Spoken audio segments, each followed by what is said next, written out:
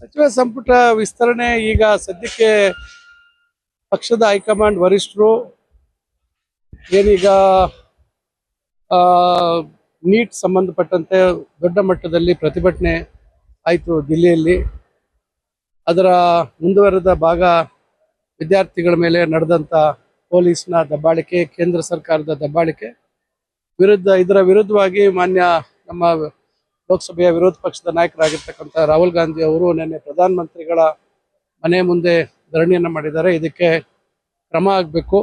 ಶಿಕ್ಷಣ ಸಚಿವರು ರಾಜೀನಾಮೆ ಕೊಡಬೇಕು, ಗೃಹ ಸಚಿವರು ರಾಜೀನಾಮೆ ಕೊಡಬೇಕು ಮತ್ತು ವಿದ್ಯಾರ್ಥಿಗಳ ಮೇಲೆ ಹಾಕಿರ್ತಕ್ಕಂಥ ಮೊಕದ್ದಮೆಗಳನ್ನು ಹಿಂದೆ ಪಡಿಬೇಕು ಮತ್ತು ಶಿಕ್ಷಣ ವ್ಯವಸ್ಥೆಯಲ್ಲಿ ದೊಡ್ಡ ಮಟ್ಟದ ಸುಧಾರಣೆ ಆಗಬೇಕು. ಲೋಕಸಭೆಯಲ್ಲಿ ಇದು ಚರ್ಚೆ ಆಗಬೇಕು ಅಂತಕ್ಕಂಥ ವಿಷಯಗಳನ್ನು ಎತ್ತಿದ್ದಾರೆ.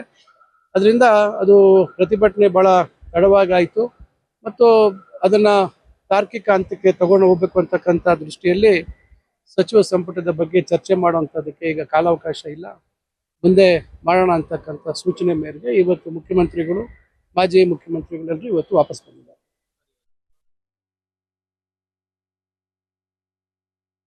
ನೋಡಿ, ನನಗೆ ಯಾವುದು ಮಾಹಿತಿ ಇಲ್ಲ. ಯಾರ ಹೆಸರು ಓಡಾಡ್ತಿದೆ, ಯಾರ ಹೆಸರು ಓಡಾಡ್ತಿಲ್ಲ ಅನ್ನೋವಂಥದ್ದು ಬಹುಶಃ ಮಾಧ್ಯಮಗಳಲ್ಲಿ ಇರ್ತಕ್ಕಂಥ ಊಹಾಪೋಹ.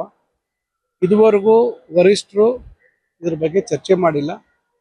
ಚರ್ಚೆ ಮಾಡಿ ಅಂತಿಮ ಆದಾಗ ಯಾರ ಹೆಸರು ಅಂತಿಮ ಆಗ್ತಿದೆ ಅಂತಕ್ಕಂಥದ್ದು ಗೊತ್ತಾಗ್ತದೆ.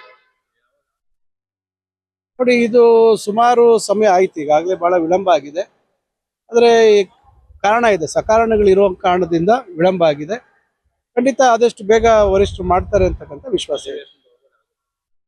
ನೋಡ್ಬೇಕು, ಯಾಕಂದ್ರೆ ಇವತ್ತು ದೇಶದ ಮುಂದೆ ಇರ್ತಕ್ಕಂಥ ವಿಚಾರಗಳು, ಇವತ್ತು ನೀಟ್ ಅಂತ ಹೇಳಿದೆ, ಈಗಾಗಲೇ ರಾಮ ಮಂದಿರದ ವಿಚಾರ, ಏನು ಕೇಂದ್ರ ಸರ್ಕಾರದ ವೈಫಲ್ಯಗಳ ಬಗ್ಗೆ ದೊಡ್ಡ ಮಟ್ಟದಲ್ಲಿ ಇವತ್ತು ನಮ್ಮ ಪಕ್ಷ ಅದನ್ನ ವಿರೋಧ ಮಾಡ್ತಕ್ಕಂಥದ್ದು ಮತ್ತು ಸಾರ್ವಜನಿಕರ ಗಮನಕ್ಕೆ ತರುವಂಥ ಒಂದು ಪ್ರಯತ್ನ ಆಗ್ತಾ ಇರೋ ಕಾರಣದಿಂದ ಏನು ನಿಖರವಾಗಿ ನಾವ್ಯಾರು ಹೇಳಲಿಕ್ಕೆ ಸಾಧ್ಯ ಇಲ್ಲ.